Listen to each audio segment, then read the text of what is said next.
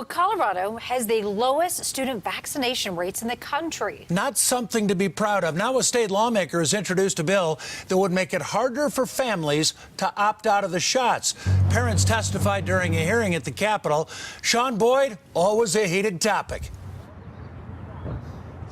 Yeah, Jim, and today was no exception. The bill is aimed at closing what some call the convenience loophole. They say some parents aren't immunizing their kids because it's easier to just sign a form saying they're opposed to vaccines than it is to get the shots. Under the bill, those parents would now have to go to the health department, sign a special form, and then take it into the school.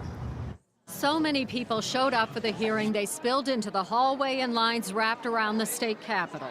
Most of them, like Teresa Wrangham, oppose the bill that would make it harder for them to opt their kids out of vaccines. If it passes and the governor signs it, it's wholesale discrimination. Wrangham, head of the National Vaccine Information Center, says parents who choose not to vaccinate shouldn't have to jump through a special hoop. It's hard enough, she says. Parents who sign exemptions, the deal they make is if there's an outbreak, their child stays at home. So guess what? They have to line up childcare. They have to talk to their employer. This bill is about one thing and one thing only.